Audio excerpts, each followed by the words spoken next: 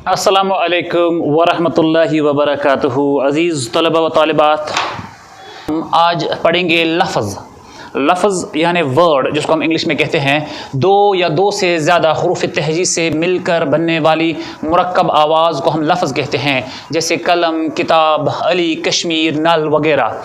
लफ्ज़ किसको हम कहेंगे? लफ्ज़ हम उस मुरक्कब आवाज़ को कहेंगे जो दो या दो से ज़्यादा अल्फाज से मिलकर बनती है। मिसाल के तौर पर हमने लिखा कलम। कलम तीन अल्फाज से मिलकर बना है, कौफ, लाम और मीम, तो इससे कलम बनता है। इसी तरह अगर हम अली की बात करेंगे तो ये बनता है आइन, लाम और ये से।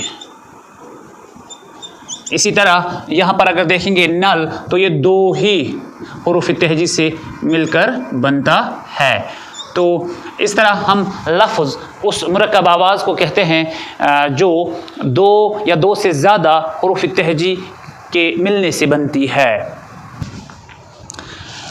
अब चूँकि हमने लफ्ज़ समझा, लफ्ज़ के बाद हम समझने की कोशिश करेंगे कि लफ्ज़ के कितने अक़साम होते हैं। लफ्ज़ के दो बुनियादी अक़साम होते हैं। पहला किस्म जो होता है वो है लफ्ज़ मौजू या सब्जेक्ट टॉपिक। दूसरा किस्म इसका होता है लफ्ज़ मोमिन, जिसको हम गिबरिश कहते हैं। लफ्ज़ मौजू वो लफ्ज़ है जिसके कुछ माने हों, जैसे पानी, रोटी, चाय। वो अल्फाज जो हम उर्दू में इस्तेमाल करते हैं या रोज़मर्रा की ज़िंदगी में इस्तेमाल करते हैं, जिनके माना होते हैं, जिनको हम इस्तेमाल करते हुए जो हमें माना देते हैं, उनको हम लफ्ज़ मौजू कहते हैं। मौजू वाले अल्फाज जिनका माना हो। इसके अलावा जो लफ्ज़ मोहमिल है वो अल्फाज जो इस्तेमाल होते हैं लेकिन उनका कोई माना नहीं होता है, वो हम इस्तेमाल करते हैं रोज़मर्रा की ज़िंदगी में। हम कहते हैं कि मैं चाय पी के निकलूँगा, मैंने रोटी शोटी खा ली थी, मैं इसी तरह से मैं पानी वानी नहीं पीता हूँ।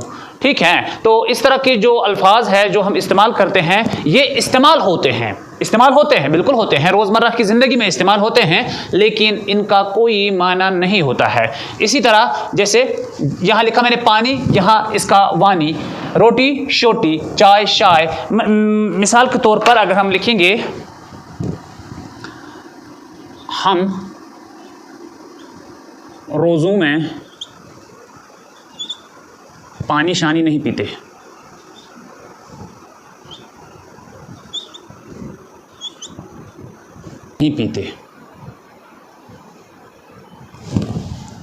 या हम कहेंगे अली घर से रोटी शोटी खाकर निकले थे।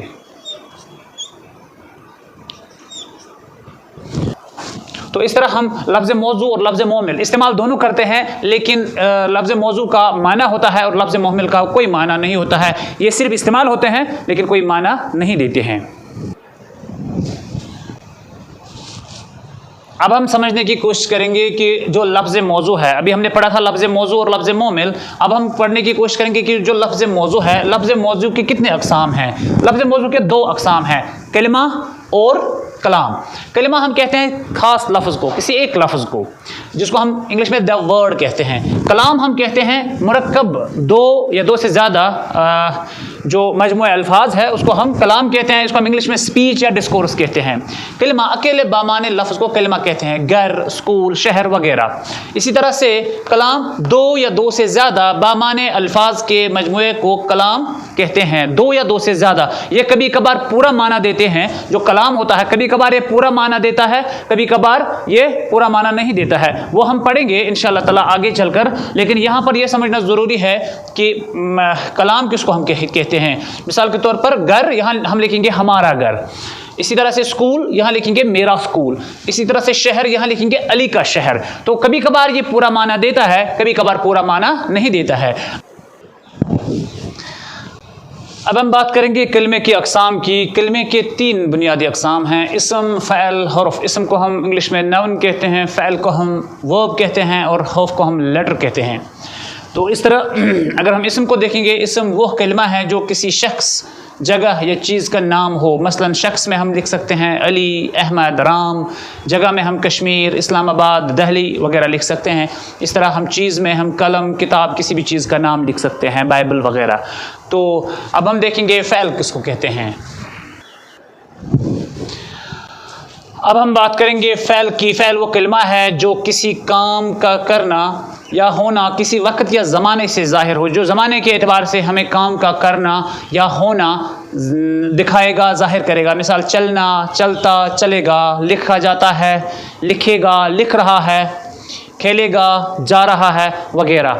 تو اس طرح سے ہم نے فعل جو ہے، فعل وہ کلمہ ہے جس میں کسی کام کا کرنا یا ہونا زمانے کے اعتبار سے دکھایا جائے، جس میں ہمیں چیزوں کو، کام کو کرنے یا ہونے کا جو ہے تعلق زمانے سے ظاہر کرے کہ کس زمانے میں کیا ہوا ہے، اس حساب سے ظاہر کرے گا۔